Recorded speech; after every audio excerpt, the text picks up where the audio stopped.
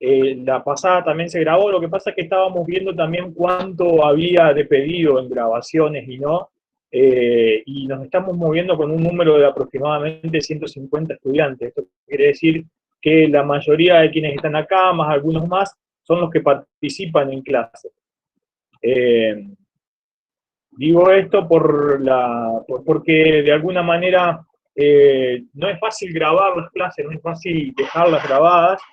Eh, y también porque cuando hacemos esta cuestión presencial, la idea es que ustedes puedan preguntar también acá, ¿no? Podamos tener esta interrelación. Recuerden, vuelvo a insistir en esto, nosotros no somos una cátedra virtual, sino que utilizamos las herramientas virtuales para poder suplir por esta pandemia, esta crisis, lo que sea, este momento en el cual nos podemos juntar. Así que bueno, esa es la razón por la cual tampoco estamos grabadas todo el tiempo las clases. De todas formas, bueno, avisen y cualquier cosa podemos dejarla grabada. La idea mía era dejarla hasta un día antes. Sí, lo que habitualmente dejo grabado es cuando no podemos dar este teórico por cualquier razón. Entonces ahí sí dejo el video colgado. Bueno, como consultas para poder seguir continuando con otro tema, o no con otro tema, sino otro tema relacionado, ¿qué consultas tienen con respecto a lo que vimos el, el viernes pasado, lo que estuvimos hablando de, de la... Bueno, hablamos de dos cosas, cerramos tanto profundidad de campo como fuera de campo, y agregamos a eso la idea de lo que conocemos como toma secuencia o cámara secuencia, o de alguna manera todo ese recorrido o esa larga duración que tenía una toma, ¿no? Y que de alguna manera contaba algo especial de esa manera. Me gustaría saber si vieron algo con respecto a esto, leyeron algo, les llamó la atención algo, o lo que sea. Abierto el micrófono a quien quiera hablar.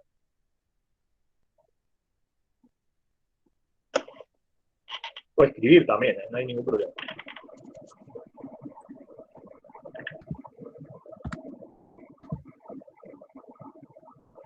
Nada. Nada, de hecho, profe, tenemos dudas de eso. O no Bien, pero cayó. está bien, pero más allá de las dudas, obviemos la palabra dudas, vamos a la posibilidad de, ¿vieron algo y les llamó la atención? ¿Vieron alguna película? ¿Algo por el estilo? Yo vi la de Hasta el último hombre. Yo vi la de Hasta el último hombre. Pero esa Sí, me parece que no tiene una una secuencia o algo. No tiene una toma secuencia. No me parece que la tenga, al menos. No creo que tenga. bueno, pero, y de los ejemplos que vimos, por ejemplo, Niños del Hombre, ¿pudieron verla? Esa escena, bueno, hay dos o tres escenas, creo que hay por lo menos tres escenas más, no, dos escenas más, que están hechos en toma secuencia. El inicio y después hay una toma dentro del gueto, que es interesante. No sé si la vieron, pudieron verla el fin de semana, durante la semana o en algún momento.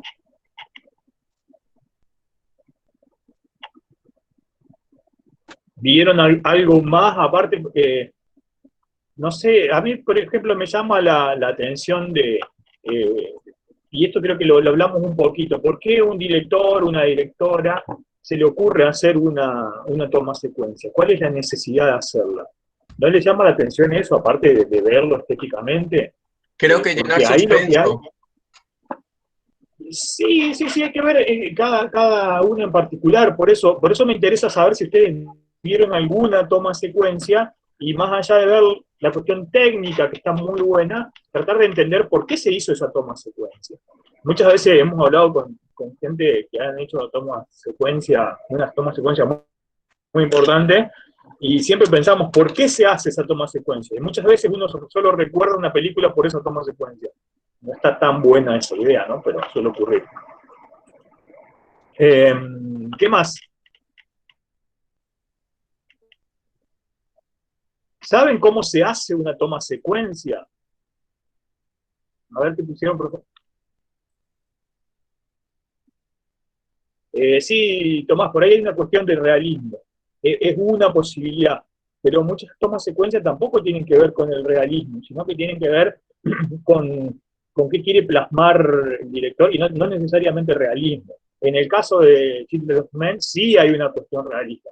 Inclusive, si ustedes prestan atención, en una de las tomas secuencias del gueto, hay un momento en que la cámara se salpica de sangre, ¿bien? Y después, poco a poco, no sé si prestaron atención, en algún momento ya no se ve. Y es una toma secuencia, ¿no? Eso es lo que tiene que ver con esa película. Por ahí también hay cuestiones narrativas. Estoy pensando en Birdman, donde el plano secuencia tiene que ver con mostrar la realidad parcializada para solo quedarse en cómo le vive un personaje y solamente un personaje. Es un recurso narrativo. Como todos los recursos del cine, tiene como varias posibilidades. Es cierto, estoy totalmente de acuerdo con vos. Hacemos siempre la comparación de cómo se escribe un libro. Y uno habitualmente cuando va a escribir un libro, a veces escribe, sale todo, ¿no? Y hay otra gente que se dedica más a la cuestión técnica de cómo se escribe ese libro. Qué adjetivos, qué sustantivos, cómo, todo eso. Y acá es igual, de alguna manera. Hay muchas escenas que la toma secuencia surge del primer momento que escribimos el guión. Por eso hablamos en algún momento que ustedes están estudiando, y aparte estamos en una materia realizativa, realización. Entonces, quien de alguna manera puede llegar a escribir un guión y así mismo puede llegar a dirigirlo, supongamos, el plasmar esa escena surge desde el mismo momento que sale de la cabeza de quien lo está pensando. Eso también es importante tenerlo en cuenta. Lo otro que había, el plano secuencia da más fluidez a la continuidad. También depende, a ver, el plano secuencia tiene que estar muy bien hecho. Vamos a dividir en dos.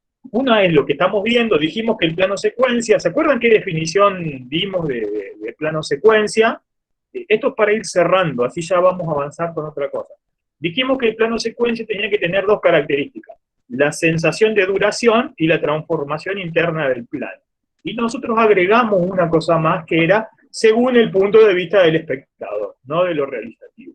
Con respecto al si el plano secuencia va a generar más fluidez, a veces sí, si está bien hecho, si necesito que tenga esa fluidez. No quiere decir que deje la cámara prendida y que ocurran cosas adelante, con que decir ya hice un plano secuencia. Una cosa es un plano secuencia pensado y una es una toma larga que me salió larga. Creo que esas son las dos cosas que tenemos que tener en cuenta.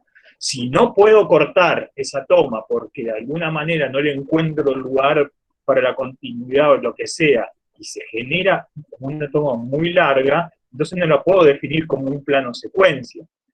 ¿Por qué digo esto? Porque el plano secuencia está pensado, ¿no? Va a estar pensado. Hay una idea de ese plano.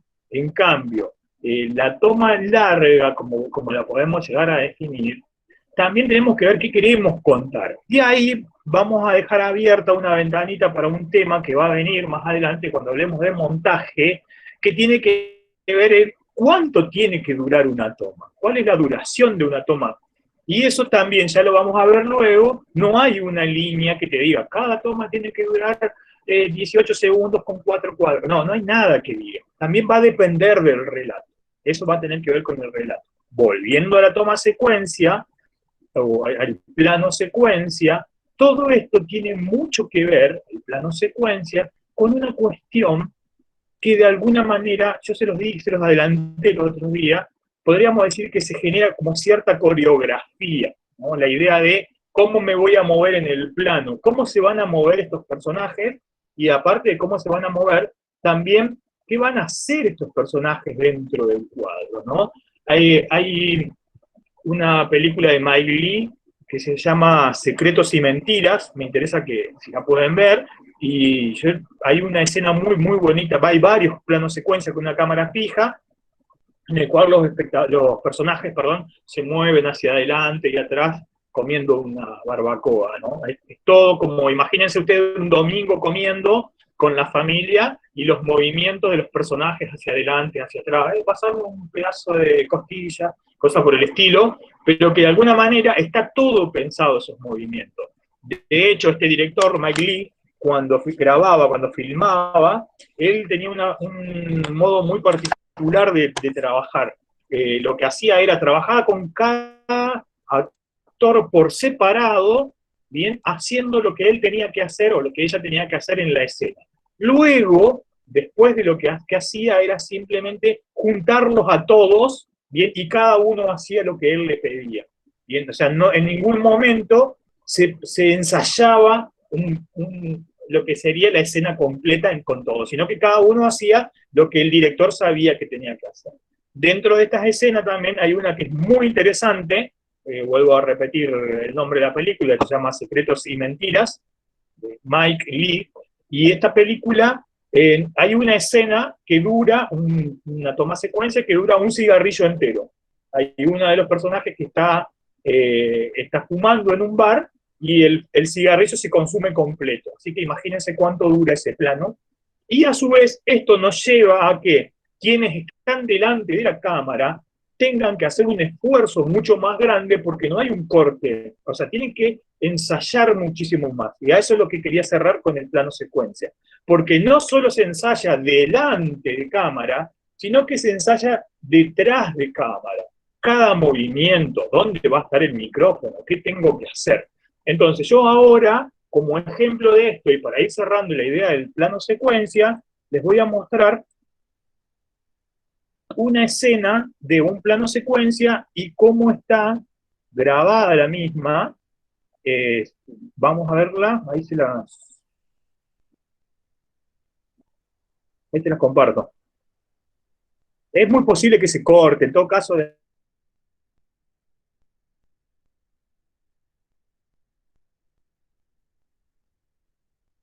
Se te corta, Guille, creo. O estás callado.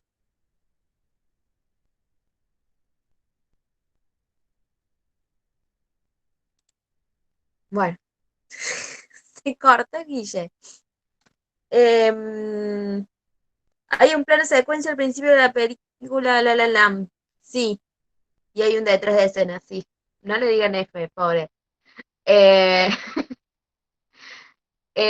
sí, están mencionando muchísimos los ejemplos que vimos en la clase anterior que tienen que ver con La La Land, con el plano secuencia de la cancha del secreto de sus ojos. Yo les recomiendo también que miren Birdman, que tiene un par de añitos ya, pero que, a ver, me parece una película mucho más interesante que 1917, por ejemplo. Estoy leyendo en el chat que más han dicho. Hay planos secuencias que están editadas. Sí, hay los casos de 1977, de los niños del hombre, no tanto. Ay, se me fue. Birdman. Son películas que simulan planos secuencias, uniendo varios planos secuencias con trucos de edición. Ahí volvió el Guille. Guille, ¿estás de vuelta? Acá estoy. Sí, hubo acá un inconveniente técnico. Está bastante inestable mi compu. A ver, vamos a ver si puedo compartir. ¿Por qué usan plano secuencia en 1917? Tengo una opinión muy política al respecto. Porque la historia era muy floja y sin una gracia cinematográfica no hubiera pasado nada. Hermoso plano secuencia el que estás por pasar. Estoy totalmente de acuerdo. Me parece que como un guión es un guión medio livianito. Era muy flojo. Déjenme bancar 1917, ¿eh? Vine nada más porque para bancar a 1917 y me voy. Córtenla. Sin un plano secuencia no hubiera llegado a los Oscars. No, estoy de acuerdo, yo admito eso. Para mí es como que de guión está medio flojito, de hecho tiene como cierto, hasta cosas que podrían ser mejores, pero bueno, no importa, todo bien. Igual, convengamos lo siguiente, podemos hablar y después vamos a hablar de otro par de películas más que hubo en los Oscars que me parece que como historias estuvieron mejor. Voy al... ¿Cómo la mataron a Jojo Rabbit? Estás hablando de Jojo Rabbit, de ese hilo. Sí, señor. Yo defiendo a Jojo Rabbit. Voy con... Bancamos a morir. Perdón, antes que nos agarremos a puñete por ese tema. Cerremos plano secuencia. Sí. A ver si pueden ver esto. Clear 2. Ricky, clear 3. ¿Se ve algo o no? And Sí. camera. Door 1.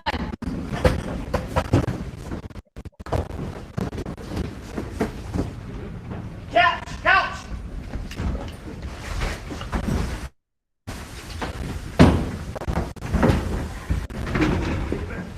And camera.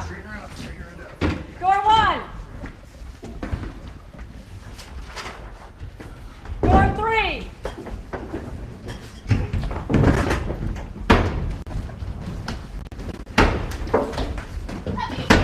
Go!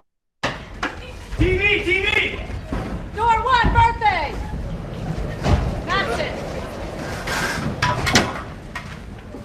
And Ricky.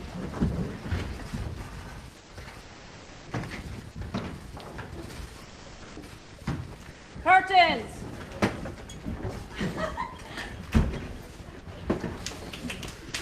Ricky.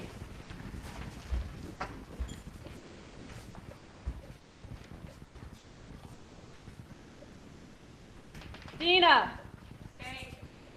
Go! Door 3 out. Close the door.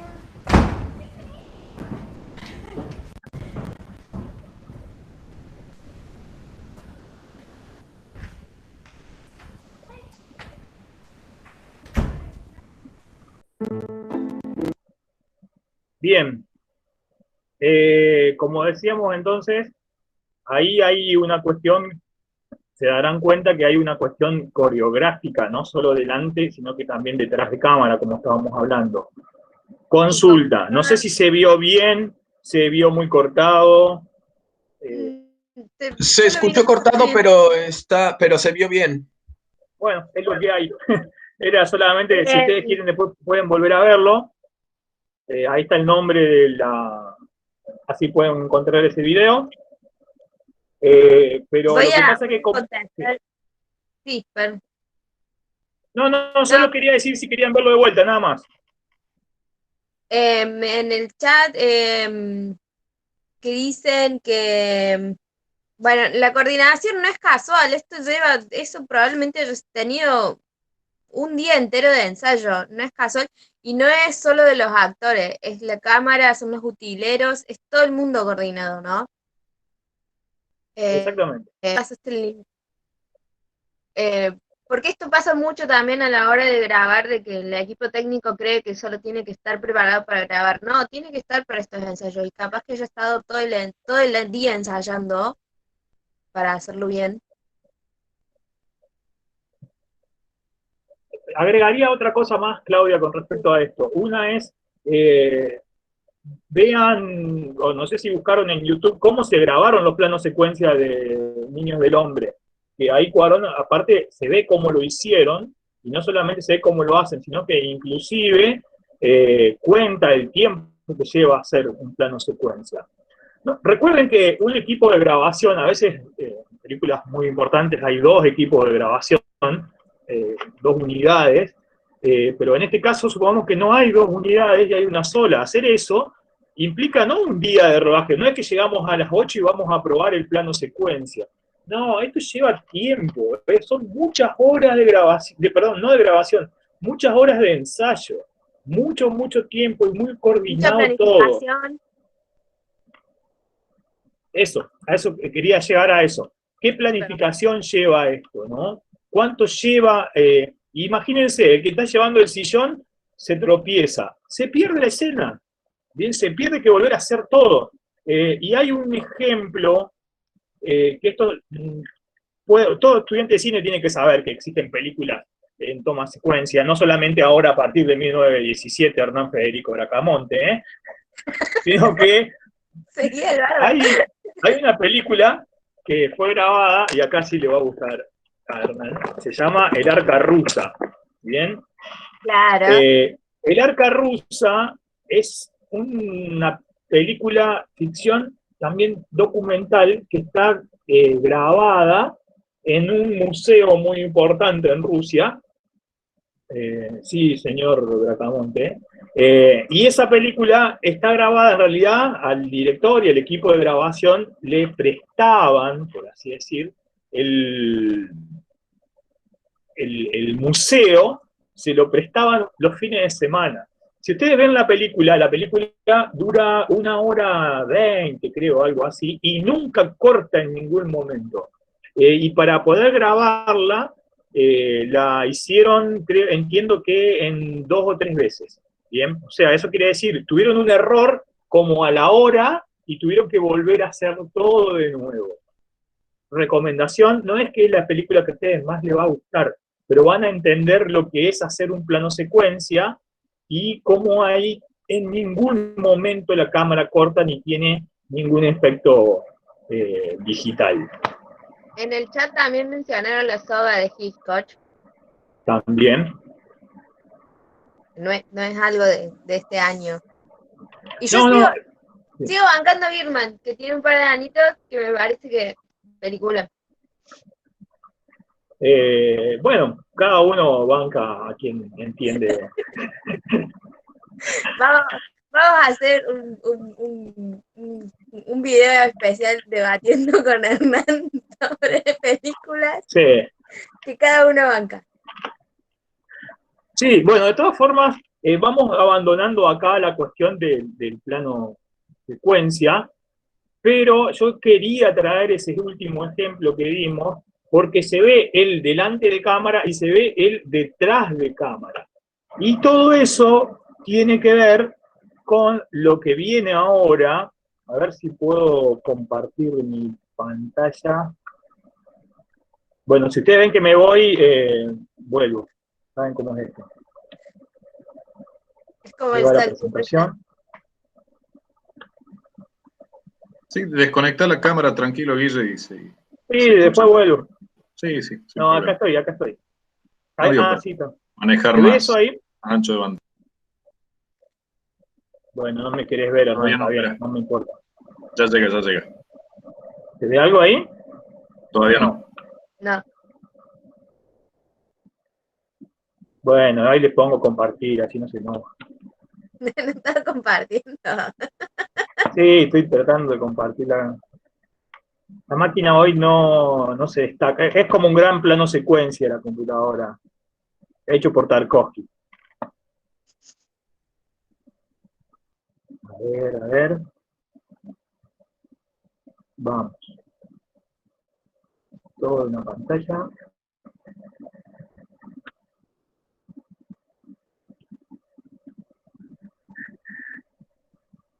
No te pongas música de espera. Estás en modo plano secuencia, che.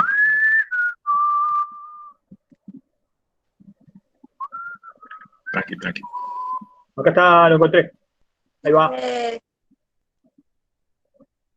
viendo algo ahí? Sí. Ahora sí. Bueno, no se destaca por la velocidad, ya les digo.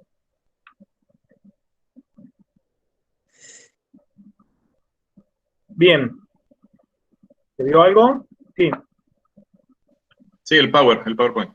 La narrativa audiovisual. Bueno, eso me obliga a ir hacia el PowerPoint. Entonces, dice la narrativa audiovisual, todo eso. Sí. Elementos de la puesta en escena, decorado, iluminación, vestuario, maquillaje. Bien. Vamos. Antes que nada, tenemos que definir qué es la puesta en escena, ¿verdad? Y qué entendemos por puesta en escena cinematográfica.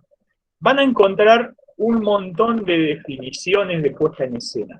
Bien, acá en este caso yo estoy empleando una que la puesta en escena, perdón, antes que nada, y antes de la puesta en escena, seguimos con la misma temática de la unidad que empezamos, ¿no? Esta, la narrativa audiovisual y las propiedades compositivas de la imagen. Seguimos con la problematización del espacio y la intervención en la imagen.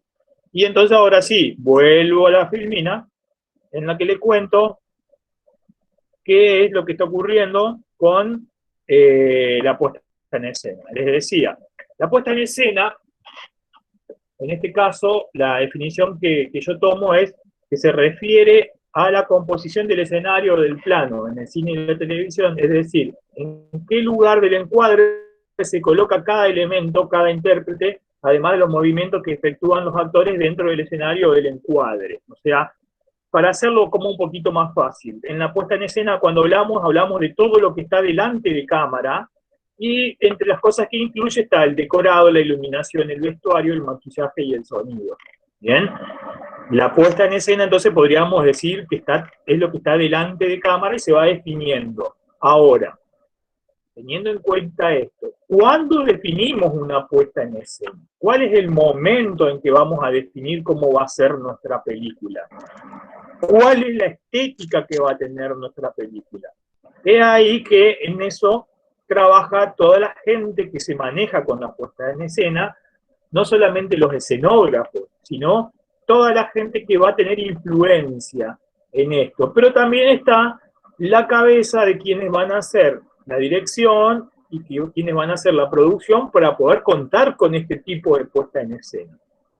Acá yo voy a ir dándole pie a alguien que trabaja en puesta en escena, que es Claudia, que ella puede darle otras definiciones. Y Hernán, que también puede darnos ciertas cuestiones de puesta en escena, sobre todo en lo que se refiere a la cuestión sonora.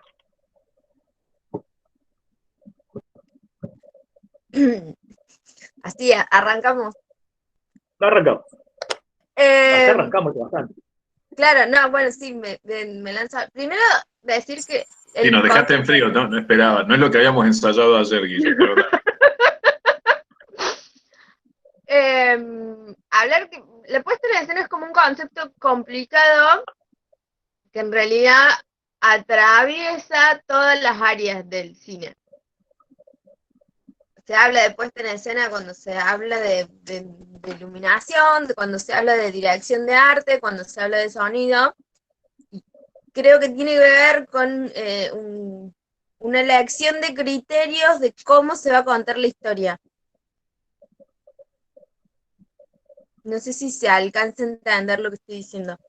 yo retomo la última parte que deja Claudia. Claramente, cuando se habla de criterio, la puesta en escena no es algo que recién empezamos a trabajarlo cuando estamos en etapa de rodaje. A la puesta en escena se la concibe a veces desde el criterio de cómo escribe un guión. Ahí, Guille, vos podrás aportar más de tu especialidad.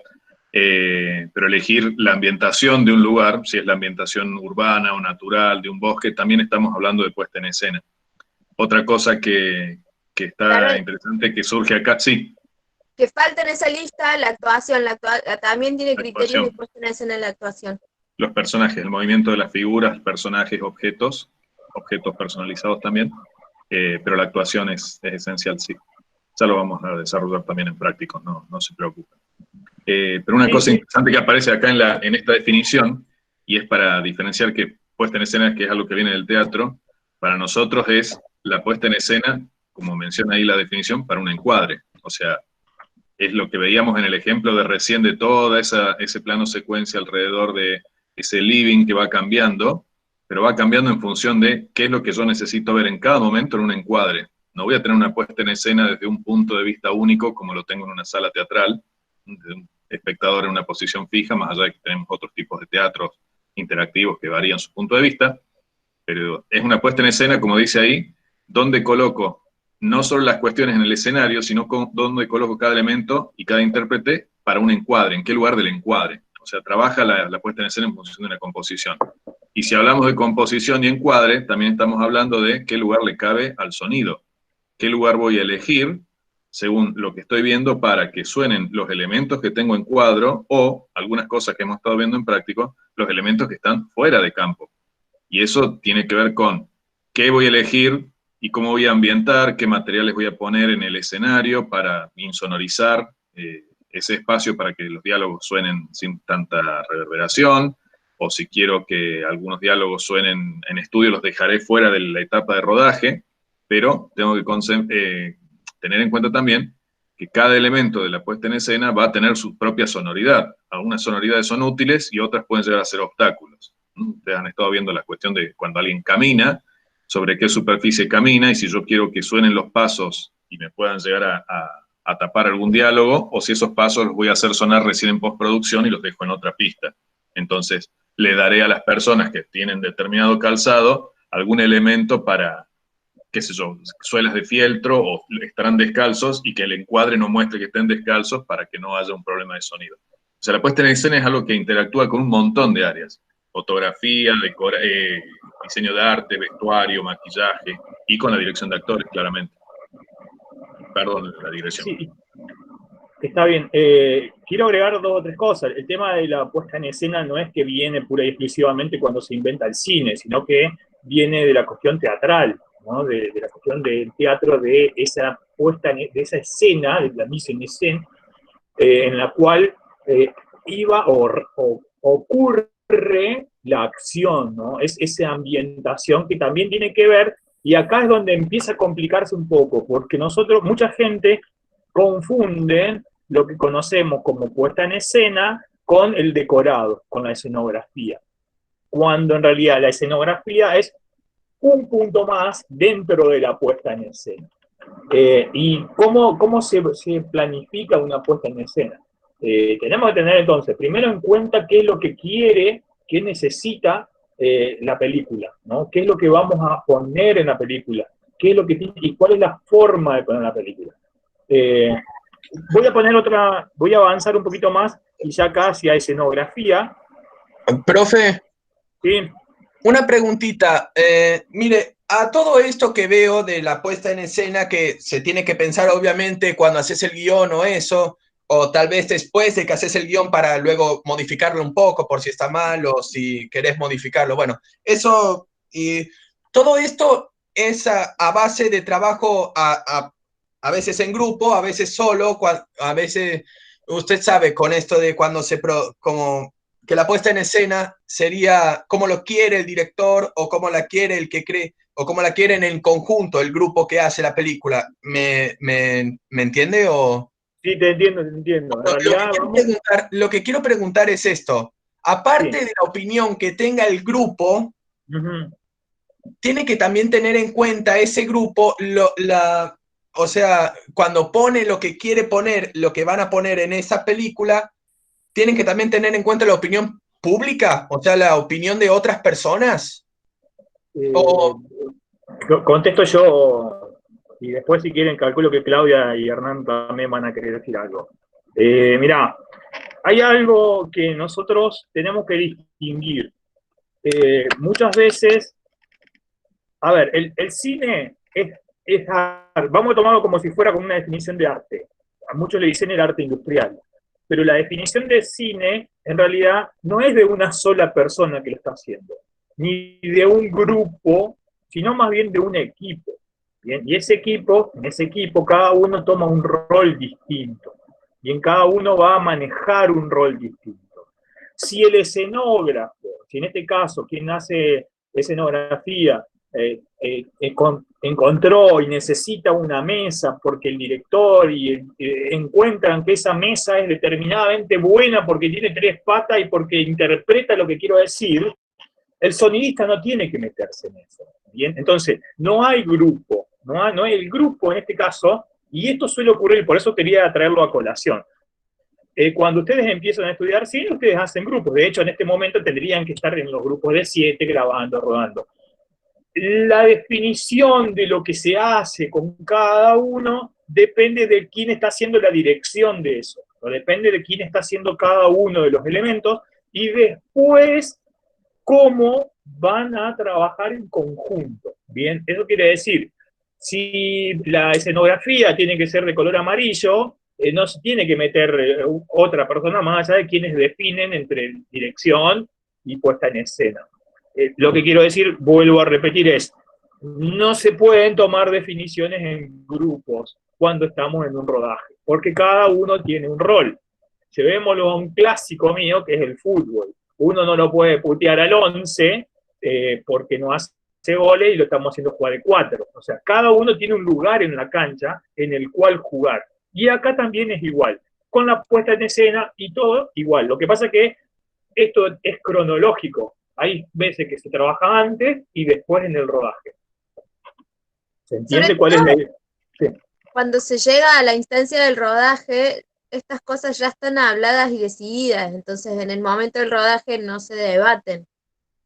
En un equipo de trabajo que organizado, el color de la mesa, si tuvo que debatirse, se debatió en preproducción entre el director de arte y el director de foto. El material de la mesa pudo haber opinado el director de sonido, pero a la hora del rodaje no se discute. No, a ver, mi pregunta no estaba dirigida en la opinión del equipo. Obviamente el equipo va a decidir en preproducción y va a estar de acuerdo, pero lo que quiero decir es que es que también me han dicho muchas veces que hay que tener en cuenta el público al que está dirigido ese producto. O sea, que tiene que estar justamente, que ellos tienen que decidir también por el público al que van a mandarle. Yo había entendido la pregunta por ahí y es ridículo. Iba a tirar así como una respuesta muy polémica. Yo no le encuentro personalmente mucho sentido a realizar cine para mí y que el público no lo vaya a poder recibir. Si no tengo en cuenta el público no va a recibir mi arte y entonces lo estoy haciendo solo para mí.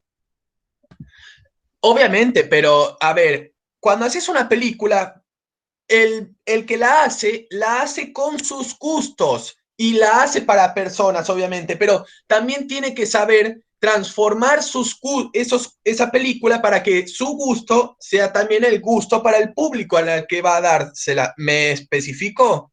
Sí, está bien, pero igual, perdón, no necesariamente uno hace una película con su gusto, no va tanto de ahí.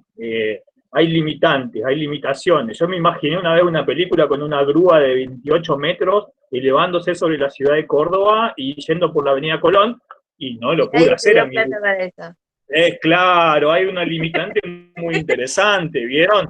Que se llama billetín. Muchas veces eso también te hace limitante. Sí, yo estaba esperando para que mencionen a Don Billetín, digo, si no, estamos hablando de otro tema. Nada, banco eso para no redundar, pero claro, es la variable que define todo. Después podremos decir, el gusto del público se transforma en cuánta recaudación, qué retorno. Si estamos hablando de algo así solo de gusto, bueno, ojalá cada uno pueda hacer la película que le gusta, habiendo tenido cero problemas de financiación, o sea, ha tenido la riqueza personal para poder financiarla. Generalmente tenemos que apelar más a la opinión o posibilidad de inversión que se pueda hacer en el producto, en función, sí, de la recepción, pero eso ya es algo que escapa, en muchos casos, a la decisión de un director o de un guionista. Hay criterios, hay guionistas profesionalizados que sabrán en qué género, según qué género, qué estilo de producción. Pero obviamente, puedo agregar una cosa y creo que por ahí, por donde viene la pregunta de Esteban, hay contextos socioculturales también en los que está inmerso el público, del cual uno no se puede hacer ajeno a la hora de presentar una historia. Voy a poner el ejemplo del momento. Si yo hoy en día quiero hacer una película homofóbica, por más que entienda que es mi gusto y mi opinión, no va a ser bien recibida por el público, porque estoy generando un discurso de odio, y está bien que así sea, porque la cultura ha pasado a otro lado. Sí, eso me hace contradecir muchas cosas, porque parece que el cine se contradice en respecto a cómo tiene que acomodarse con la cultura, economía y eso, porque el cine es como dicen el arte, es expresivo, es una cuestión de expresión de vos mismo. Dentro de un contexto sociocultural. Pero la cuestión Perdón, sí, estábamos hablando de puesta en escena, creo que nos fuimos demasiado, ¿no? No sé si... En realidad sí, en parte nos fuimos, como ahora ya vamos a volver, tenés razón, vamos a volver, pero en realidad tiene que ver porque cómo va a ser esa producción va a tener que ver también en cómo va a ser mi puesta en escena. De alguna manera, el cine, retomo lo último que estuvimos diciendo, el cine tiene que ver con una cuestión artística, como dijeron, y como arte no hay una bajada pura y exclusivamente de línea. Mejor dicho, las hay, pero en realidad cada uno que piensa, la piensa como puede y lo interpreta como puede. Y hace lo que puede con su puesta en escena y con su escenografía. Digo, hace lo que puede porque es más cercano a hacer lo que uno puede a hacer lo que uno quiere muchas veces. Entonces, ahí está la limitante. Simplemente para cerrar esta cuestión, conozco gente que escribe telenovelas y mucha gente, muchos otros conocidos lo critican a esta gente que hace telenovelas, que hace películas y hace cosas para televisión que es para el público, entonces no tiene como una cuestión artística. Sí tiene arte, lo que él encontró es la beta donde encontrar un poco más de plata y saber qué quiere el público. Existe de todo, ¿verdad? Y como existe de todo, también existen mucha escenografía y volvemos, como decía el compañero, simplemente vamos a hacer lo siguiente. Voy a pasar todas las filminas que tengo, así dejo que Claudia hable sobre la cuestión de un poquito más de puesta en escena, porque hay muchos ejemplos que podemos hablar de la misma. Bueno, ¿querés ¿puede que ser? hable? ¿Qué querés que hable? No, nada, No, muestro los textos. Perdón, me muestro parece, los textos. sí. Igual, no sé si esto está en los textos, me parece interesante definir, porque no, la puesta en escena pasa, la decisión de criterios más por lo que se haría el director de arte que el escenógrafo, el equipo de arte. Y en esto de arte me parece interesante hacer todo un planteo que yo hago, vos interrumpime si te parece que está fuera de lugar, en lo que es en nuestro lenguaje, a este rol se le llama dirección de arte, pero en inglés se le llama producer design. Products design. Sí. Que, y quiero hacer una diferencia acá. La traducción literaria sería diseño de producción, que se puede llegar a entender como el cómo se planea hacer la producción. A mí me gusta traducirlo como producción del diseño, y ahí sí creo que ese nombre sí tiene mucho que ver con cómo se trabaja en la dirección de arte, que tiene un rol de diseño y de producción, porque por lo general la persona que se encarga de la dirección de arte es el productor de esa área, se encarga de manejar el presupuesto, aparte de crear diseños y estéticas para la película. ¿Se entendió todo lo que dije o fue como un menjunje? Me lo dije medio rápido, me parece. Sí, se entendió y es una cuestión semántica. Es una Vamos, cuestión semántica, pero me interesa que se queden cuando con el concepto de productor del diseño cuando piensen en director de arte. ahí vamos con continúo con la filmina. Sí. Apenas se puede ver. Bueno, ahí va. Acá, como dijimos antes, hay unas cuestiones que tienen que ver más con lo teatral, mejor dicho, el inicio de lo que sería la puesta en escena, por lo tanto también del escenario, viene de una cuestión teatral, ¿no? Entonces, que los leo así más o menos tienen el tiempo de interpretarlo. En el teatro, el escenario es un espacio en donde se desarrollan las acciones que despliegan los actores. Generalmente es un entorno único que va cambiando según los requerimientos de la pieza teatral. El cine es también un espacio en donde se desarrollan las acciones que despliegan los actores, pero no constante ni único, y puede ser un lugar preexistente como una construcción o la naturaleza, y la mayoría de las películas combinan escenarios naturales y artificiales. ¿Bien? Continúo. Los escenarios son los espacios que contienen la escenografía, los decorados, la utilería y donde se desarrollan las acciones que despliegan los actores.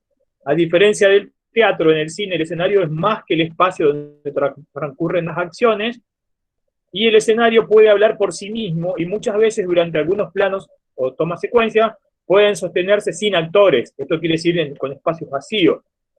que eso es muy complicado en el teatro, por eso está muy bueno entender esa idea de escenario en teatro y en escenario en el cine. El cine se banca más que no haya un actor.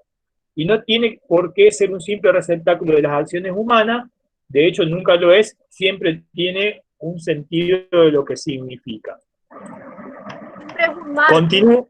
Un marco. Sí. Siempre es el marco de la historia, o sea, la historia no pasa en ese lugar porque sí, tiene que ser elegida con criterios de puesta en escena para sumarle a la historia, para darle un contexto visual. Cierro con las dos filminas más y, Sí. y vamos al debate. ¿Qué tipos de escenarios hay? Bueno, vamos a encontrar, como dijimos, los ya existentes, interiores o exteriores, que están construidos, realistas o estilizados, de tamaño natural, también, bien, que son los que habitualmente interactúan los actores, o con truca. O sea, en este caso vamos a hablar que hay maquetas, bien, maquetas que también van a existir. Y lo que tenemos ahora en los últimos, por decir, el último siglo, empezamos a trabajar con los digitales puros, ¿no? Todo aquello que de alguna manera se reconstruye en postproducción. Pero que tienen ya en el momento del rodaje, tienen el peso de ver cómo se va haciendo. Y también vamos a tener las combinaciones de algunas de estas anteriores. Perdón, Guille, se entiende acá, ¿no? En las tipologías que aparecen presentadas, dice realistas, estilizados, ahí aparecen duplas, ¿sí? ¿Se entiende? O son realistas, o son estilizados, expresivos, expresionistas. Son de tamaño natural, o son con truca, a escala. ¿Se entiende esto? Ya también lo vamos a trabajar en prácticos, pero estas duplas que aparecen, que son primeras grandes categorías para empezar a pensar el criterio de diseño de producción. Disculpe, profe. Sí. La primera, ella. Gracias. Con escenarios digitales estaríamos hablando ahí de las pantallas verdes, por ejemplo. Sí, que después sí, se trabajan. sí. Bárbaro. Efectivamente, estamos hablando de las pantallas de croma. Pero a ver, hay una evolución en el croma. No es que el croma se inventó en este siglo, sino que el croma empezó a verse ya en películas de los 60 que no tenían una calidad excelente. El croma lo que hace es reemplazar todo lo que es verde, con la frecuencia, por así decirlo, de los verdes. Entonces, después se fue mejorando, la televisión se encargó de mejorar los cromas. Y lo que ocurre también, yo no solamente agregaría los cromas, sino también inclusive hasta actuaciones que se utilizan marcando puntos específicos en personajes y en lugares que después se transforman en la postproducción. Para mí un muy buen ejemplo de esto es La vida de Pi, Life Pi, que es muy interesante cómo se termina construyendo una película de alguna manera en un escenario que prácticamente no existe. Bien, está totalmente transformado. Cierro, perdón, esta última, así podemos abrir el debate. Según Martin, hay distintos tipos de escenarios, ¿no? Está el realista, y a su vez encontramos que hay uno que es expresionista, que el mundo del escenario es como lo ve el personaje, visión subjetiva del mundo que se proyectan a los decorados y objetos. El impresionista, en el cual el mundo, la realidad exterior, expresa y refleja el estado de ánimo de los personajes. Simbólico, el paisaje o la escenografía agregan o completan el significado de la escena. Bueno, y ahí hay un ejemplo de tolerancia, pero a mí me parece que podemos hablar de otro ejemplo más. Y dijimos que también hay de minimalistas, o sea que son expresiones mínimas de un decorado, con elementos específicos, puros y exclusivos de esa interpretación, o miniaturas también, que dijimos que volvemos a las miniaturas, serían todas las que serían maquetas. Maquetas. Bien, y bueno, las combinaciones de distintos tipos. Hasta ahí quería llegar, me interesa que ustedes por lo menos hayan escrito o tengan estas definiciones, porque vamos a ver un montón de ejemplos. Quiero volver a aclarar.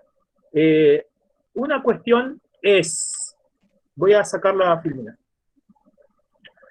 Una cuestión es la puesta en escena, como lo dijimos, vuelvo a aclarar, esto es muy importante, la puesta en escena en la cual incluye distintos elementos y dentro de esa puesta en escena va a incluir la escenografía. Bien, lo que pasa es que la escenografía da la sensación que tiene mucho más peso, pero va a depender también de la película. Y acá es donde yo traigo a colación una película que a mí sí me interesa, me gustó mucho la adaptación, que es Jojo Rabbit, en la cual, bueno, podemos poner, la han visto, ¿no? Entiendo que la deben haber visto. Jojo Rabbit tiene una cuestión muy interesante con respecto a la escenografía, a la puesta en escena. ¿Por qué? Porque es una película que, a pesar de ser ambientada en una ciudad que sufre los bombardeos de la Segunda Guerra Mundial, esa película lo que muestra es el punto de vista del personaje principal. Y van a ver que inclusive hasta están vestidos bien. Ustedes dirán, muchas quejas de la película es, pero en ese momento la gente estaba toda sucia, que tenía la ropa sucia, estaba... A ver, lo que se ve es el punto de vista de quién es el personaje. Y él, a su vez, como ustedes han visto la película, él tiene una visión mucho más naif de la situación y tiene un punto de vista particular de lo que está viendo y lo que está viviendo. Entonces, el criterio de la puesta en escena, el criterio de la escenografía, el criterio que se utiliza en esa película es: vamos a trabajar con la mirada del personaje principal. Bien, y ahí es donde, no sé si ustedes acaban de ver en alguna de las filminas, se habla, fíjense que se habla, en este caso del escenario, que tiene que ver con la mirada de ese personaje. Pero a pesar de que puede ser una mirada impresionista, bien a su vez es una mirada muy interna de este personaje, que está reflejada en la imagen. Hasta ahí hablo. Guille, ¿puedo hacer una aclaración que a veces genera una cierta confusión, pero están buenas las categorías impresionista y expresionista, porque son términos que vienen heredados de lo pictórico, de las artes visuales, de la pintura sobre todo, y la diferenciación, no recuerdo, ¿cuál de los últimos vanguardistas mencionaba? Para dar menos vuelta, impresionismo era cómo el mundo impactaba momentáneamente en el ánimo de un personaje, ¿sí? Y así se iba a expresar en ese momento la impresión momentánea que causa una realidad exterior en un personaje, es más bien objetiva, como si fuera fotográfica, y la expresionista es la, vamos a decir, ¿cómo es que mencionaba? La expresión de una psique atormentada. Generalmente el expresionismo tiene que ver con algún tipo de alteración, que es independiente de lo que está ocurriendo en el mundo. Entonces, es la forma de plasmar el mundo como si uno exteriorizara lo que ocurre internamente en la psique de un personaje. Perdón que lo diga quería hacerlo simple, al final lo enredé más. Pero no sé si se entiende un poco esta diferencia entre lo que es impresionista, como la realidad tal cual es, impresiona, causa una impresión, y fotográficamente se le da un tratamiento visual más ligado a la falta de conflictividad, y el expresionismo está más ligado a estas alteraciones psicológicas, expresando el interior de un personaje, en un mundo que puede tener una realidad totalmente independiente de lo que le ocurre a este personaje. No sé si confundir las cosas. Este recurso también se usa mucho con lo que es vestuario, muchas veces. Estoy pensando en la película Elizabeth de hace unos añitos, que tiene dos gamas de vestuario, por ejemplo, cuando tiene que hacer decisiones políticas está en colores amarillos, y cuando tiene que las escenas pasan por un lugar emocional está en colores a violetas, entre azulados y violetas. Esa es una distinción que crean desde la puesta en escena para retratar la postura que tiene el personaje ante distintas situaciones.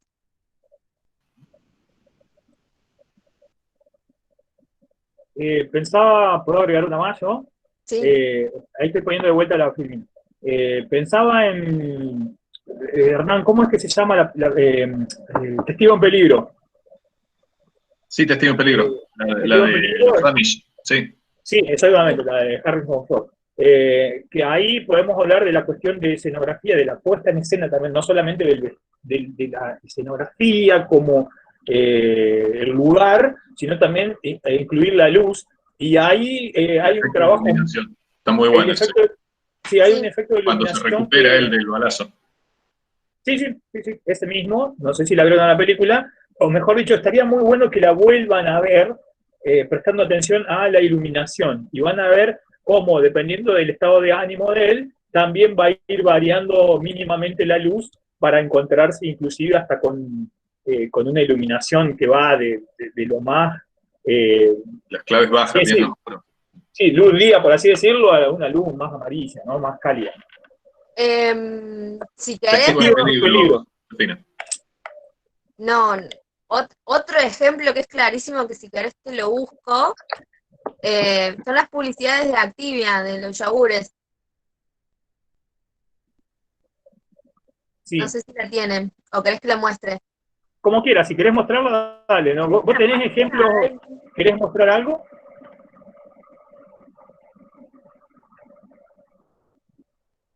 ¿Cómo abro? Anda abajo, donde dice compartir pantalla. Presentando. Yo dejo de presentar ahora, y ahí te doy autorización.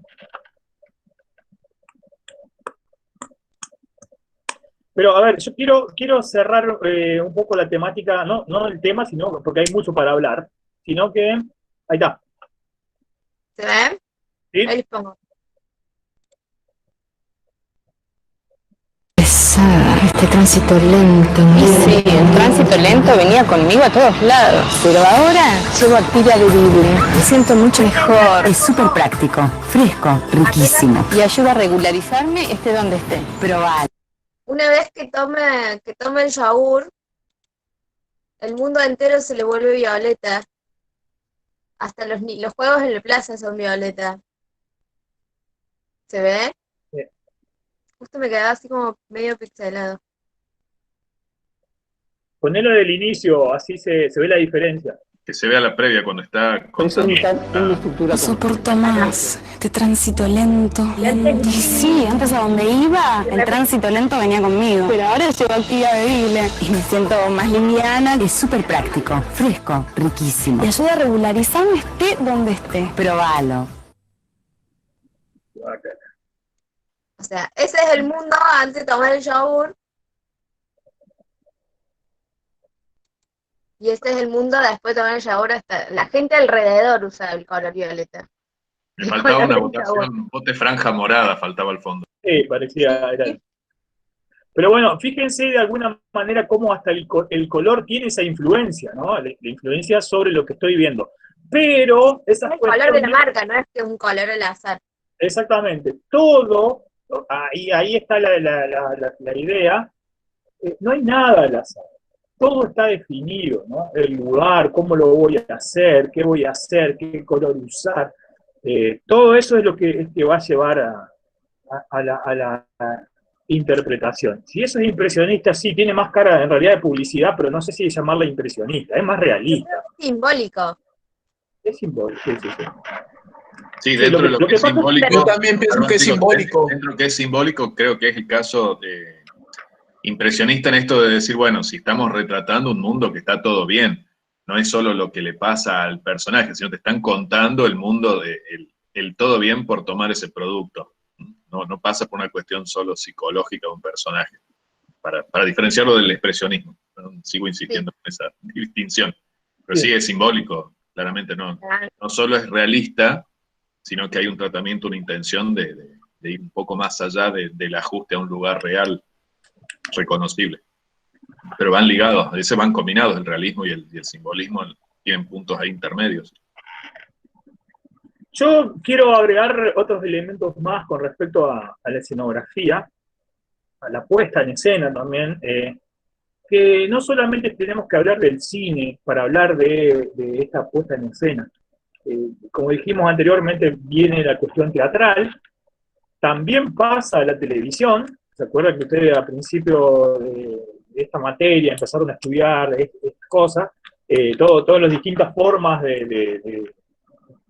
los distintos formatos, ¿no?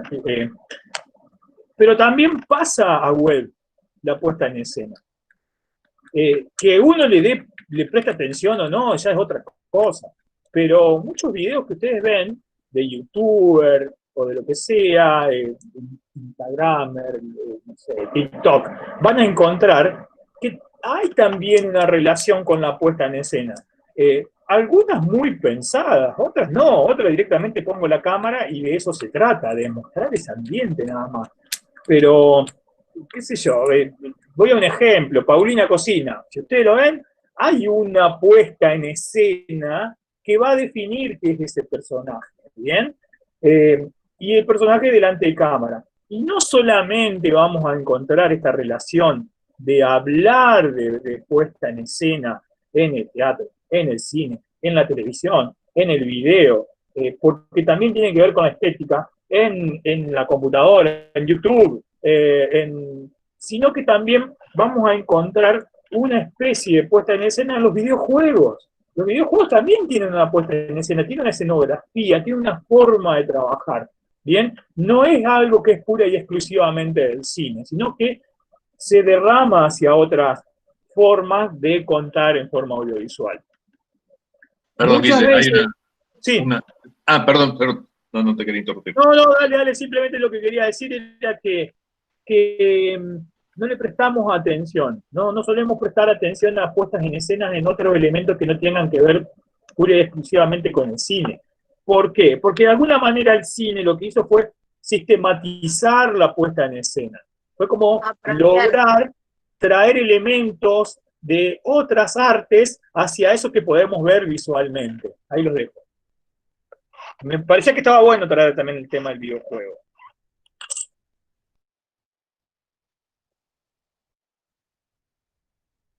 Bueno, de hecho, esto también es una puesta en escena. A eso iba. Perdón que quedé ahí medio a mitad de camino con esto pero para retomar, que esto que mencionabas al principio, puesta en escena implica también el comportamiento de las figuras, de los personajes.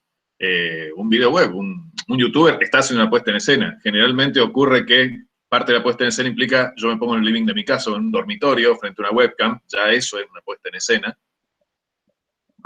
Podemos hablar qué grado de desarrollo tiene o no, pero la forma de comportarse, de manejarse, la gesticulación, la forma de hablar, los gestos y la interacción quizás con estos gestos de acá en el link y aparece un link de fondo, o sea, eso también tiene que ver con una forma de comportamiento que hace un código escénico de ese formato, de ese género, que no es solo cinematográfico o televisivo. Sí. Hay en el chat que dicen la música en vivo. Todas las artes escénicas utilizan muchísimo todos los conceptos de poner en escena, ¿no? Y en eso incluyo todo lo que sea performático de música, porque son la mitad del show, porque solo tocar la música no genera mucho espectáculo en la mayoría de las circunstancias. Pero, perdón, Claudia, quiero aclarar, eso tampoco es nuevo, ¿bien? No. Lo que ocurrió es que anteriormente se subía alguien con los instrumentos y tocaba, y hubo cambios muy interesantes. Desde el momento, supongamos, voy a tomar la década del 60, con los Beatles, Rolling, empezando a transformar algo que simplemente era música en un montón de cuestiones que tienen que ver con otros artes, ¿no? Y a su vez, ahí también lo que hablábamos anteriormente, de la cuestión comercial, hasta el tipo de corte de pelo que vas a usar en una película, si después va a tener influencia o no. Ustedes dirán, no, pero eso es más comercial. No, señores, no es solamente comercial del cine comercial. Nos identificamos con personajes, nos identificamos con películas y de alguna manera vamos hacia ahí, ¿bien? Las series que podemos ver. Es muy difícil que nosotros no tengamos influencias de esta cuestión. Y ahí es donde empieza el tema de cuánto peso tiene esa cultura en nosotros, ¿verdad? No solamente lo audiovisual, también lo literario. Y ahí me voy un poquito más hacia la cuestión de la puesta en escena y la literatura.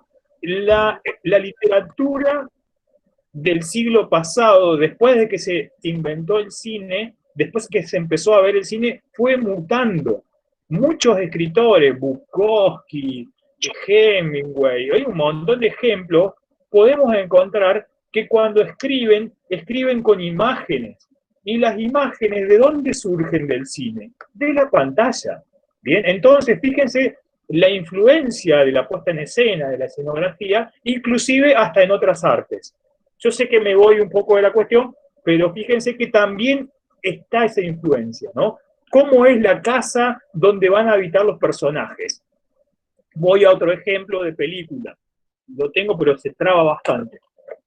Si ustedes vieron Parásitos, la escenografía de la casa donde vive la familia rica esa casa fue hecha para esa película, con las condiciones que necesitaba la película. Fíjense si no es importante en este caso la puesta en escena y ver cómo voy a diseñar una casa. ¿Quiénes trabajaron en el diseño? Arquitectos. Bien, ahí está el tema de la influencia y de cómo voy a mostrar algo que también tiene mucho peso. ¿Es la casa el todo en la película, el 80%? No, es parte, es un elemento más dentro de los componentes que hacen la película.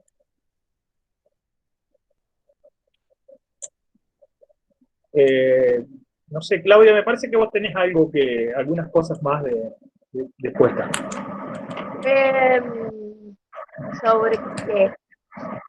Pues, yo puedo hablar toda la tarde, pero dame un tema. Quiero aclarar esto, ¿por qué estoy pateándola tanto a Claudia? Claudia trabaja haciendo escenografías, puesta en escena, pero no solamente cinematográficas, sino también teatrales, porque suele de vez en cuando anda trabajar en el Teatro Libertador. Entonces, tiene mucha experiencia, por eso la idea es nosotros unir esta cuestión teórica, quería mostrar la filmina, toda esta cuestión teórica, con la cuestión práctica. Así que bueno, está abierto el juego. Hernán también tiene una experiencia en puesta en escena, pero más bien sonora, es muy interesante. Entonces, creo que es muy bueno, más allá de cerrar esta cuestión teórica, de que ustedes hagan consultas con respecto a esto. Sí, la puesta en escena viene desde los comienzos del teatro y el cine se la apropia. Viene del teatro y de la ópera y el cine y las otras artes creo que se la van apropiando. Ópera es como un gran concepto de puesta en escena también. Vos solés usar un ejemplo de eso. No sé si tienen dudas para encaminar y no hablar sobre lo mismo una y otra vez. Yo, bueno, perdón si soy muy molesto o esto, pero voy siempre a lo mismo esto.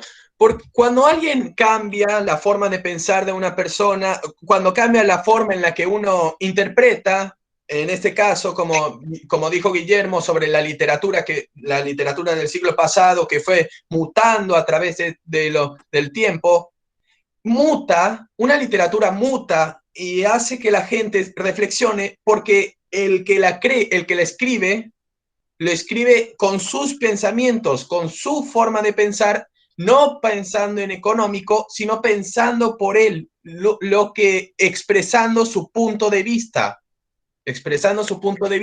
Lo que quisiera saber es por qué, entiendo que cuando este negocio requiere economía, política y opinión del público, y la opinión positiva del público, pero esto se reconoció como el séptimo arte del cine, y el punto del arte cuando se creó es que fuera expresivo, que expresáramos lo que nosotros pensamos, nuestro punto de vista, y sin importarnos cómo reaccione la gente. Entiendo que, obviamente, ahora, sin importar que reaccionen positiva o negativamente. Perdón, o sea, yo entiendo todo lo que vas, pero es como un debate muy largo y no sé, Guille, ¿vos qué opinás?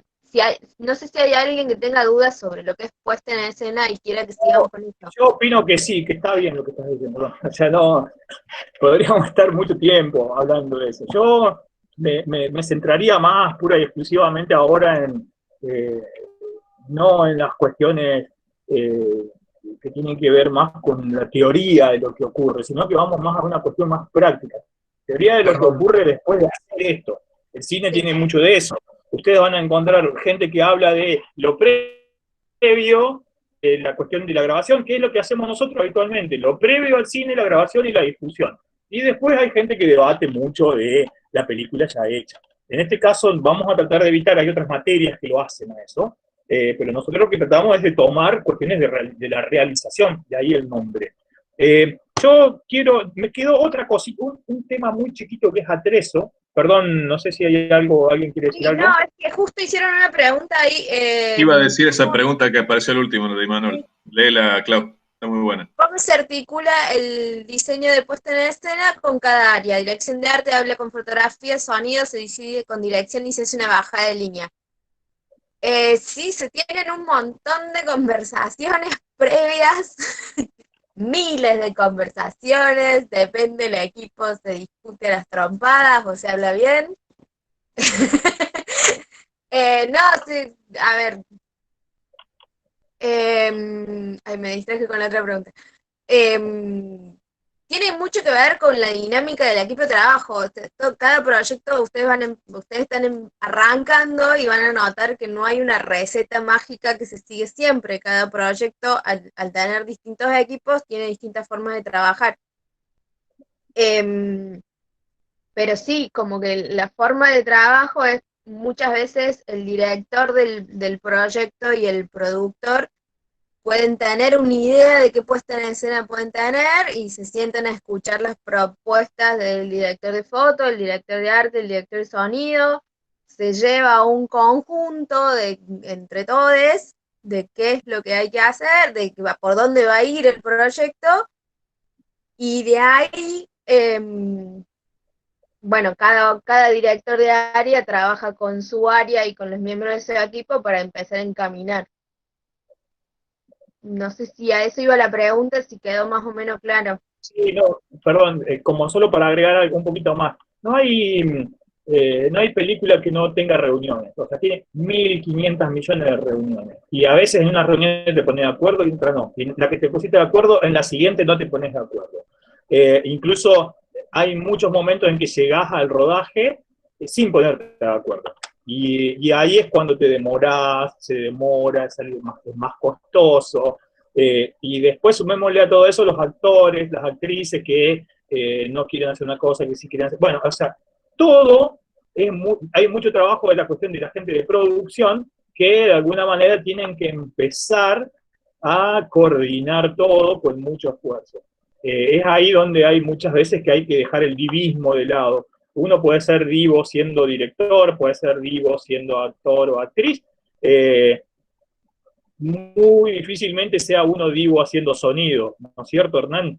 No, generalmente quedamos muy como a último momento, porque dependemos de muchas decisiones previas, por ejemplo, qué lugares, no, en serio, sin victimizarnos, sí. Porque también los de arte dicen, no, pero nosotros nos dan un bolizo al último, nosotros tenemos que esperar a ver en qué lugar, en qué ambiente primero, se genera. Arte después, sonido al último. Sonido que al último, ¿por qué? Porque necesitamos ver si vamos a trabajar un exterior o un interior, por cuestiones fotográficas, estéticas, artísticas, todo lo que haga al atrezo, digamos, al diseño de esa escena.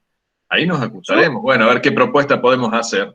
Y a veces en esa propuesta de interiores dialogamos mucho con la gente de arte si tenemos que hacer, por ejemplo, colocación de paneles, paneles insonorizantes, en techos, en paredes, en pisos. Entonces, ¿con qué materiales va a trabajar arte?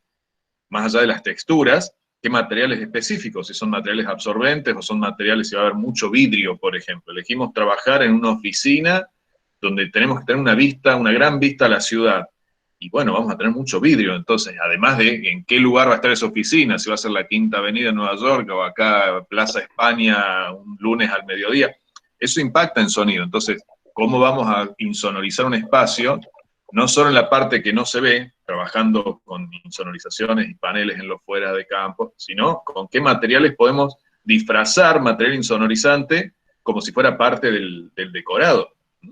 Si ponemos cortinas, cuadros que no son cuadros, sino que son paneles de material absorbente.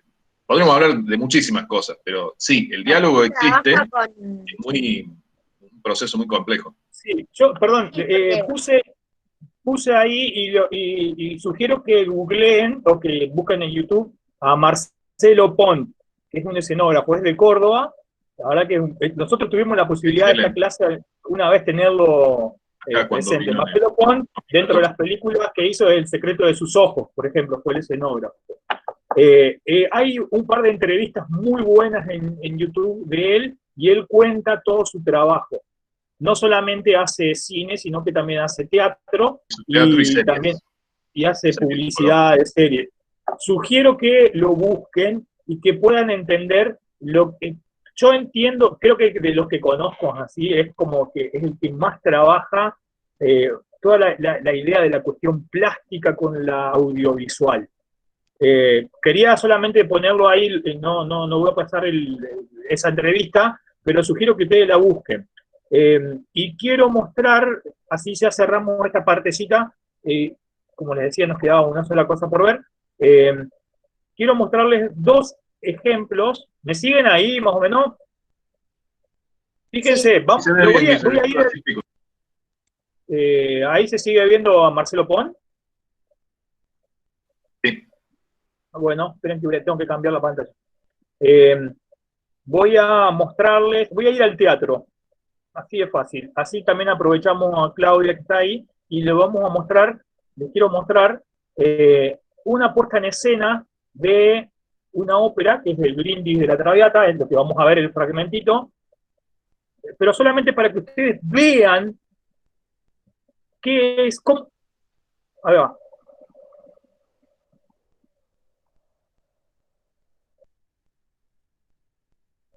¿Estás sin audio? No, está. ¿No está saliendo? Sale sin audio. Entendí que era para que viéramos. No, la idea era que salga con audio, pero... Ella quería escuchar a Traviata.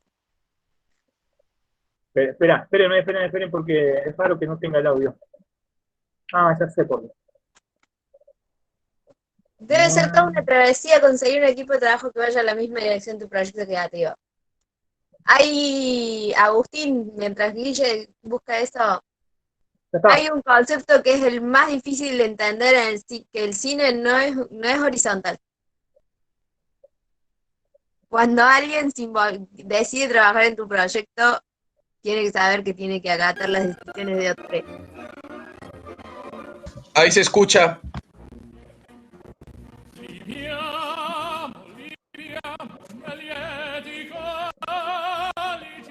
La bellezza infiora e la fuggevo l'ora s'inebria voluta lineare golgi fremiti che suscita l'amore poiché quell'occhio al cuore onnipotente va.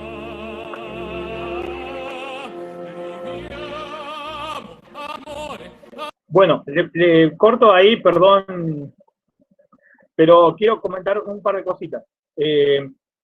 Fíjense la puesta en escena. No sé si alguien ha visto alguna vez, en realidad creo que a partir de ahora tienen que ir a ver todas estas cuestiones, ¿bien? Porque no tiene que ver solo y exclusivamente con la música, sino con la puesta, con el guión, con un montón de cosas. Si alguien sabe la historia de la Traviata era una cortesana, ¿verdad? Que...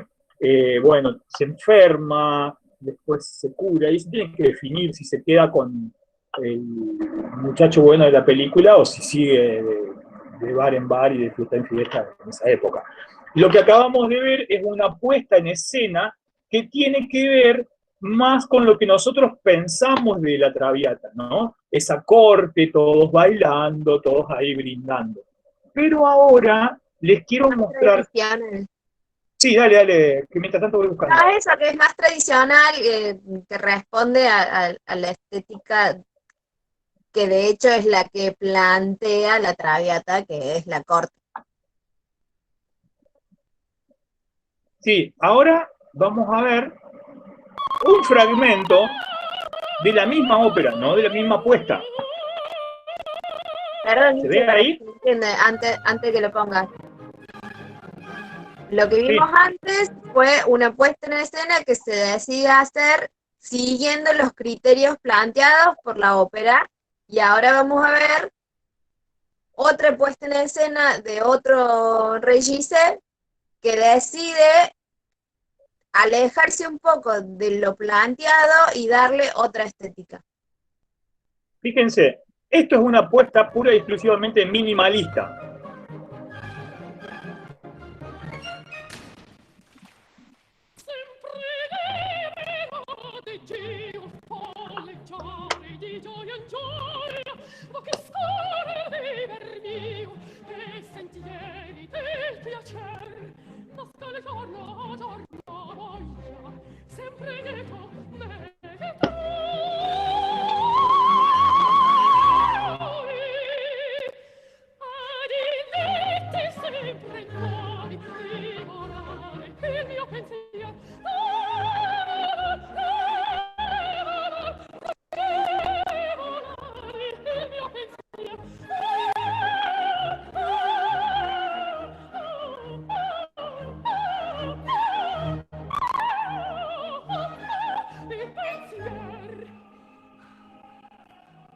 Bueno, me detengo ahí, solamente Guille, estaría rapidísimo, bueno.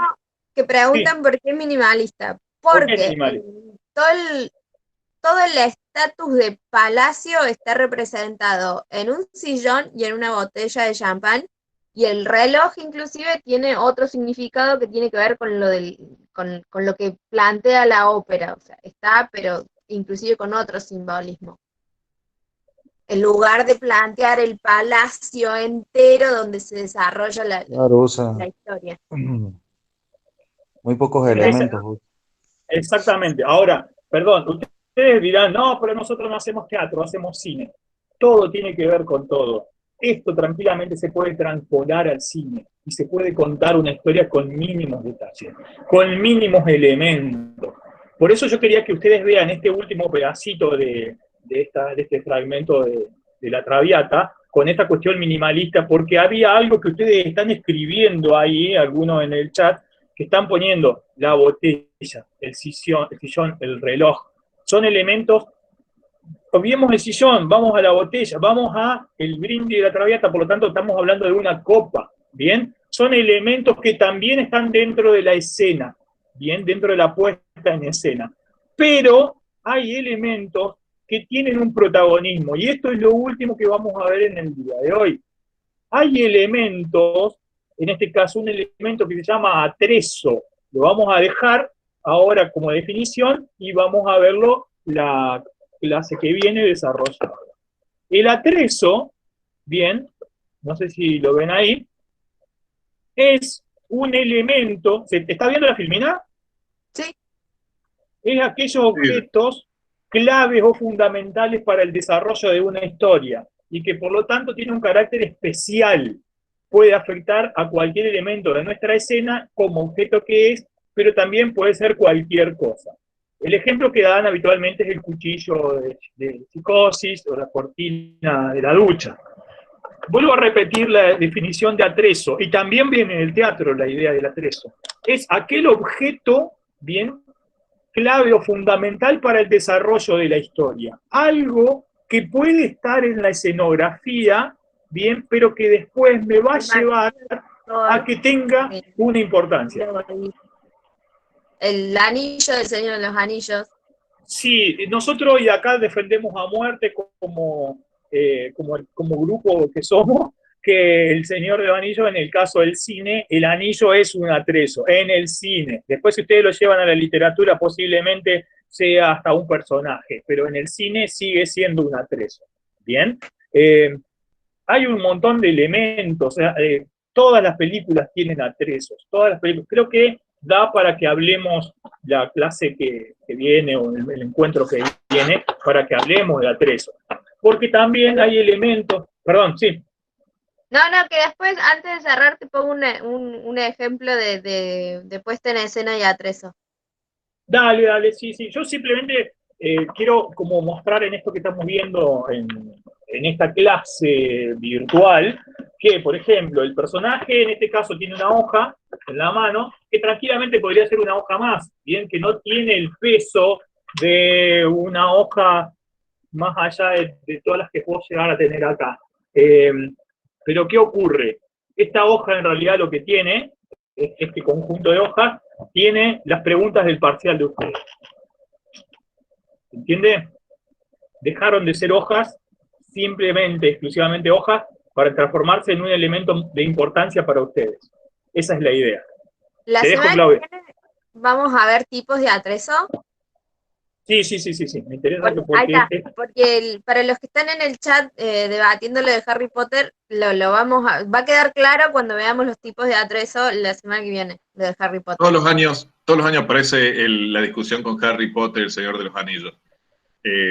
La vamos a enterrar, como cada año va a enterrarse esta discusión. Vamos a ampliar el espectro a Y otra. ahí dejamos el gancho para que vengan la semana que viene, no falte Vengan a ver cómo Harry Potter no se la banca.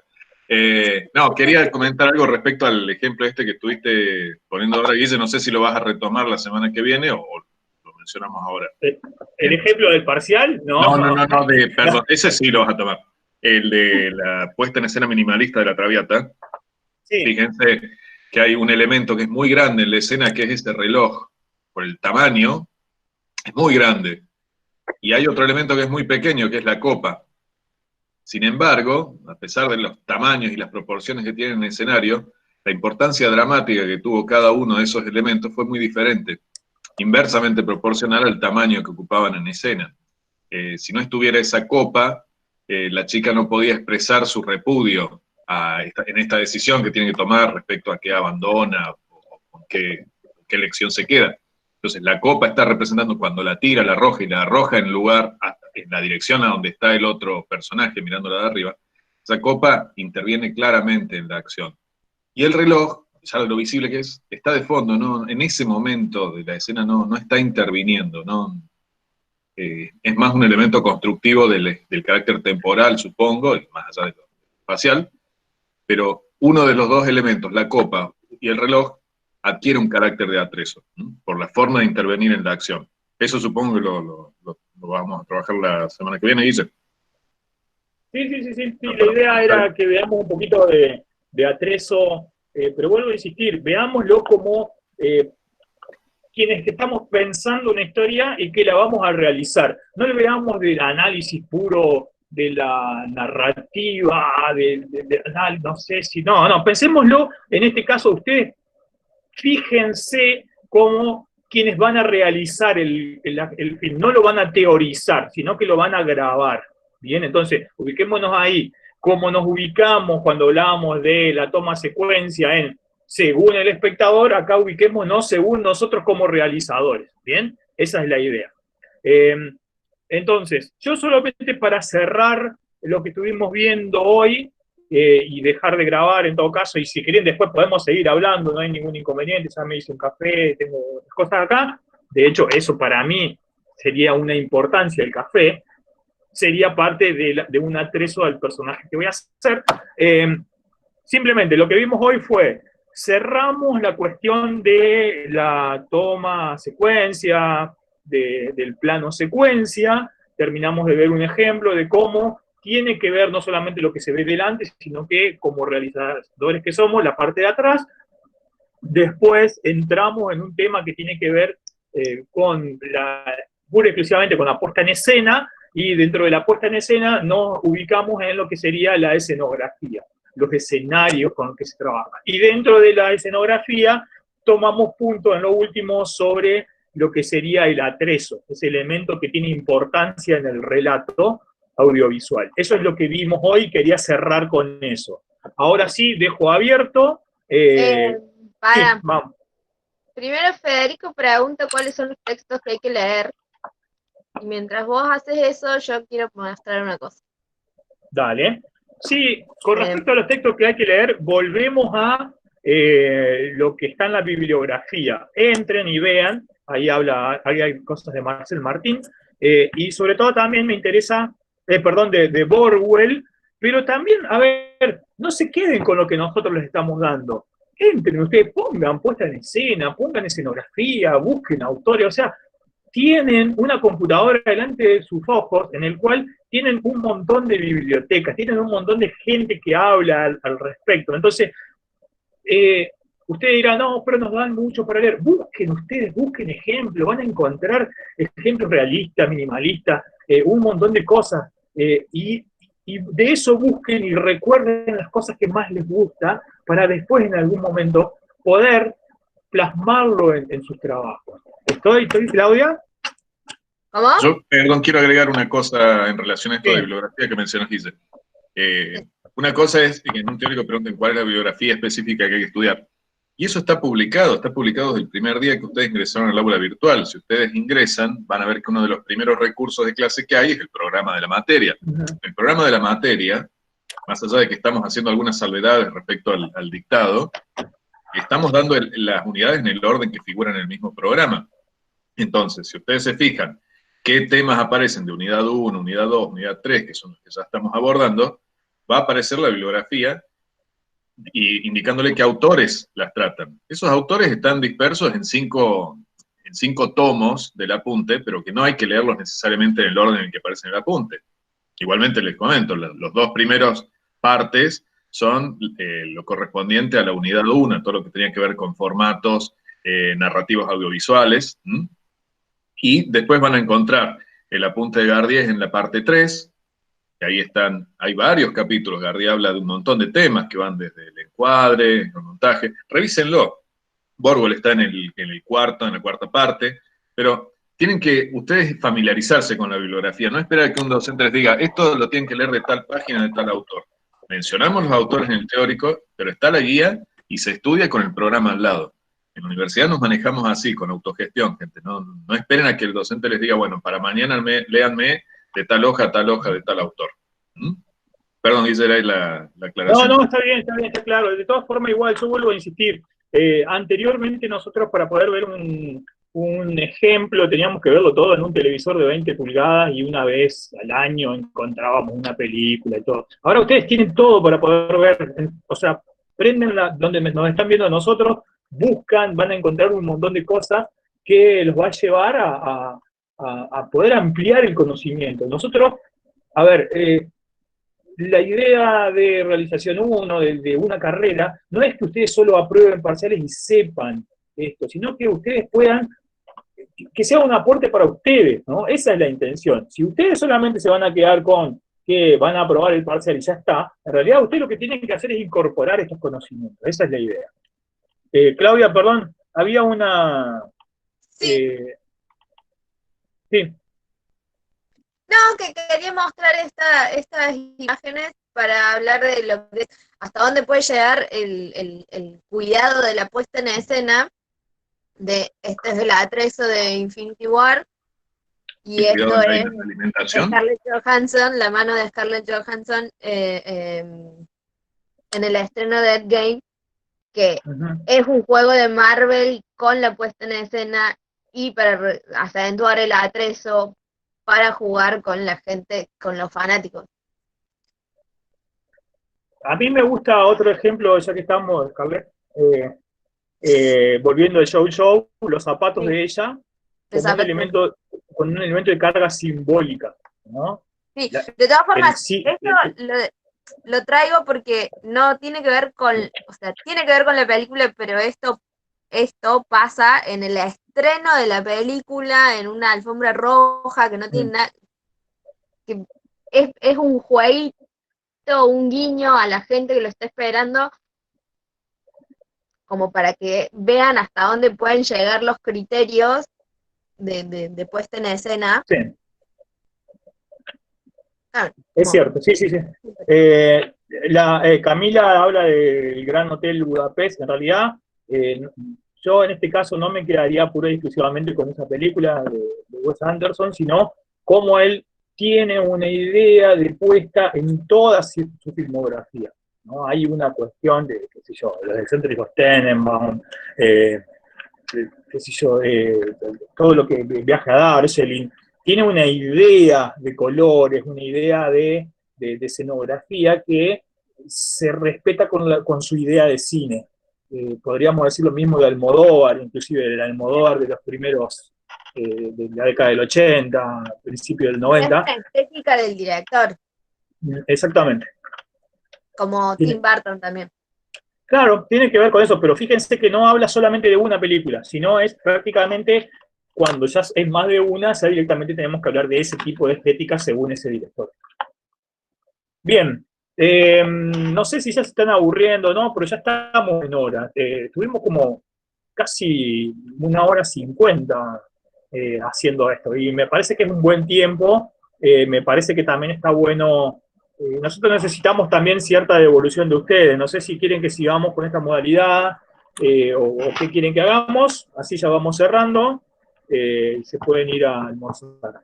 A mí me parece que está bien hacer estas clases en vivo, pero sería mejor que empezaran un poco a la mañana con el tema de que hay algunos chicos, hay algunas de las comisiones que empiezan como a las 4 de la tarde, que es la mía en teoría, pero bueno, y la 2. Bueno, está todo bien, pero hay comisiones que empiezan a las 10 de la mañana, entonces no tenemos otro tiempo. O sea, es el sándwich que tenemos entre los dos grupos de comisiones, por eso lo hacemos ahora.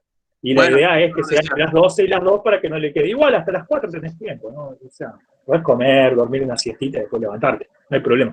Aparte está en tu casa. Solo decir. Sí, también es eso. Así que, bueno, ¿alguna más? ¿Una pregunta más? ¿Cómo van con la temática? Me interesa que sobre todo ustedes puedan mirar esto bien y escuchar, ver, y después poder ver cuando van a ver Netflix, lo que sea, poder ver estas cosas, poder empezar a verlas y refuércenlas leyendo. Sí. Me es difícil, con todo lo que aprendemos en cada materia, me es difícil ver ahora una película porque me piden verla con